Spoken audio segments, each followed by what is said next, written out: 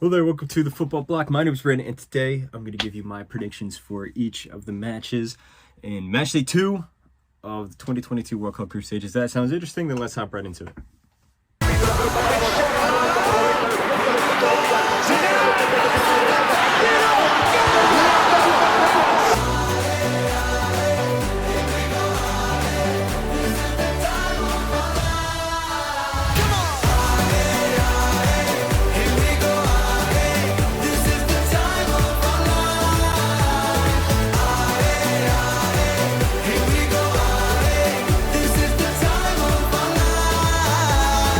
So Matchday 2 is finally here. We had a very interesting Matchday 1. Now let's look through and I'm going to give you my prediction for each of these matches. Let's start off with Group A, and we have Qatar versus Senegal. Now, I think that this game is going to be tough to predict because I think that Qatar is going to really try to push back and make up for their pretty abysmal performance in the opening round.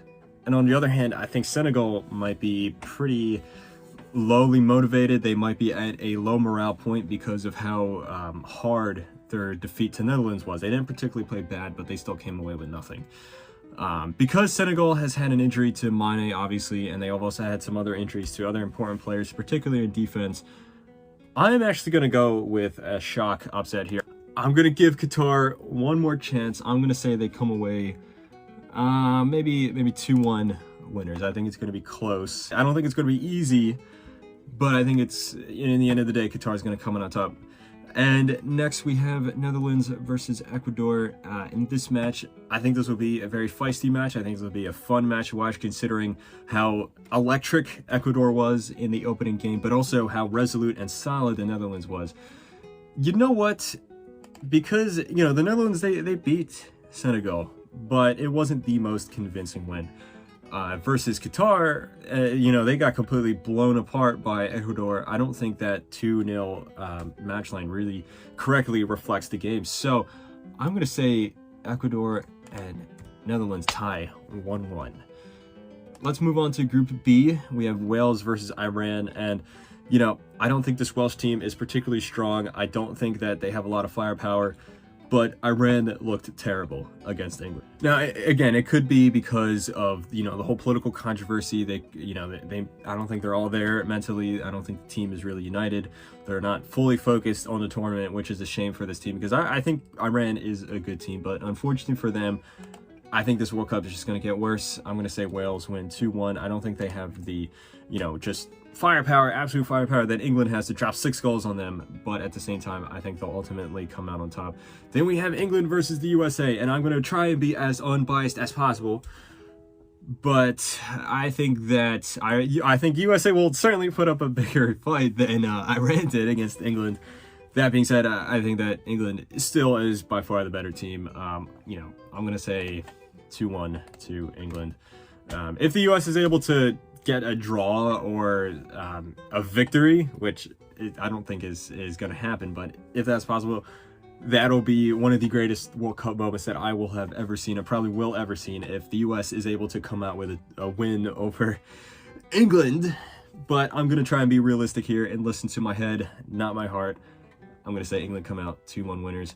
Now let's move on to Group C, and in this match here we have Poland versus Saudi Arabia. And I gotta say, Poland were slightly disappointing against Mexico, versus Saudi Arabia completely shocked the world with their win against Argentina. And I think that, just that team morale, that energy that they have is going to carry over, and I think that they'll beat Poland. I'm going to say that they beat Poland maybe 1-0. I think it's going to be tough. This Polish team, they defended decently well. They just overall looked, kind of lackluster. On the other hand, though, Argentina versus Mexico, again, Mexico was also lackluster in that game against Poland, and since it was a 0-0 draw, it benefited both Argentina and Saudi Arabia. And I think Argentina didn't particularly play bad in that game against Saudi Arabia. They just, for the most part, got unlucky. Now, obviously, there are some things that they can improve on, and because of that, I think they're going to bottle up all that anger that they had, and I think that they're going to finally just click, and I think this could be ugly for Mexico. I'm going to say Argentina win 4-0 over Mexico. All right, now let's move on to the next group. We have Tunisia versus Australia. And considering how poor Australia was, particularly in that second half, and considering how resolute and determined Tunisia was, I'm going to say Tunisia come out 1-0 winners here. You know, Tunisia don't really look that expansive or dynamic going forward, but I don't think Australia is really going to trouble them that much. France versus Denmark. Now, this is interesting because, you know, going into the tournament, I said that Denmark is going to top this group. I expect a lot of this Danish team, but they didn't really show up in that first match. But then again, a lot of big teams didn't.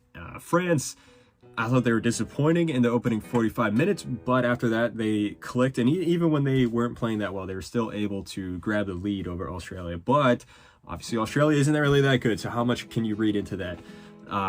If you look at their track record, in this year alone, Denmark and France have played each other twice in the Nations League, and Denmark came out on top both times, and they looked, you know, obviously, they looked convincing. They didn't just beat France with, you know, luck or anything like that. They were convincingly better. So I'm tempted to say that they beat them again, but I don't know. I feel like this game just has 0-0 draw written all over it. There's been a lot of 0-0 draws this World Cup. Not to mention that the last time these two teams played each other at the World Cup in the group stage of the 2018 World Cup, they also drew 0-0. In fact, that was the only 0-0 draw of the entire 2018 World Cup.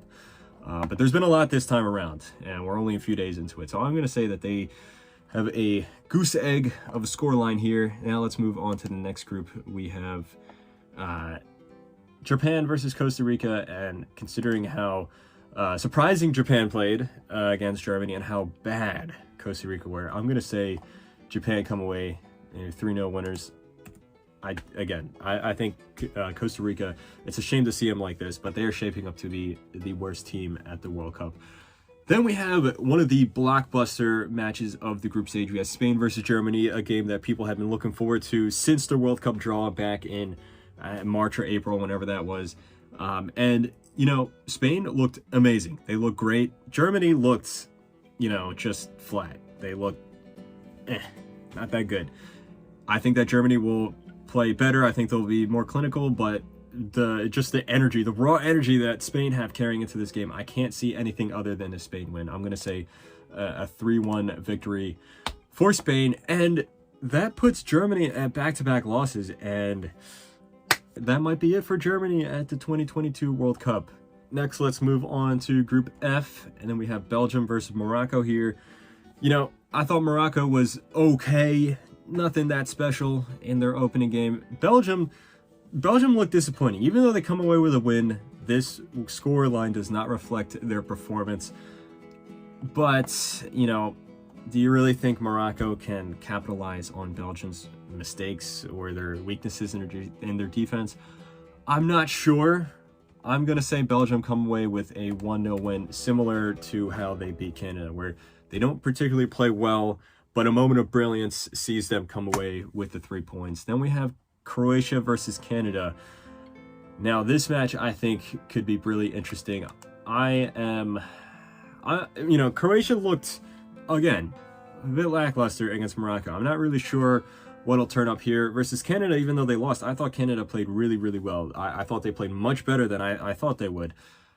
I'm going to say that they draw 2-2. I think it's going to be an exciting game. I think we're finally going to see some goals in this group. There hasn't really been a lot.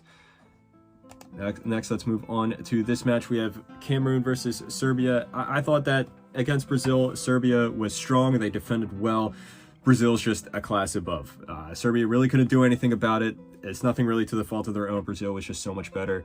And because of that, I think Serbia has more than enough to defeat Cameroon, who, you know, I thought were okay against Switzerland, but I don't think they'll have enough in them to overcome Serbia. I'm going to say, yeah, a 2-0 win for Cameroon. Pretty standard win there. Brazil versus Switzerland, I think it's going to be 3-0 to Brazil. I don't think Switzerland was really all that great against Cameroon. And Brazil, I feel like it took them a while to get going, but once they got going, they were in just an electric mode of attack, really relentless. And I think that's going to carry over into this match here. And Switzerland's going to be put to the sword. Then we have our last group, Korea versus Ghana. This match could be really interesting as well, because I thought both of these teams had a a decent showing in the first match. Obviously, Korea was able to nick a draw off of Uruguay, and Ghana came close, even though Portugal was better. I think it was close. I'm going to say Korea very narrowly beat Ghana 2-1. I think it's going to be close, but ultimately Korea is going to come out on top. Then we have this one, Portugal versus Uruguay. This one I'm really stuck on because I thought that Portugal did just enough to beat Ghana. I thought there was moments of the game where they looked amazing. They looked brilliant, but then there was other parts where they had a bunch of defensive mistakes. Uruguay, I thought, were pretty strong defensively, but going forward, they were a little lackluster. And unfortunately, I'm going to go and follow the trend that we've been seeing a lot through this tournament, and I'm going to say this is another 0-0 draw. And I think Uruguay's defense is going to be strong enough to hold off Portugal, but at the same time, I think that Uruguay's attack is not really going to do enough to unlock Portugal's defense on the other side. So anyway, guys, that has been my match predictions for match day 2 of the 2022 World Cup group stage. Let me know what you think. Do you disagree? Do you agree? Do you think, it's crazy for me to think that Qatar is going to beat Senegal? Do you think I'm overrating Brazil too much? Or do you think I'm overrating Argentina? Do you think that, this is it, that they're not going to be able to get a result or a result against Mexico, and that they're going to be out? Do you think that Germany is also going to get eliminated? Let me know all your thoughts. Don't forget to like, comment, and subscribe. Anyway, guys, my name is Brandon. This has been the Football Block. Hope you guys have a nice rest of your night.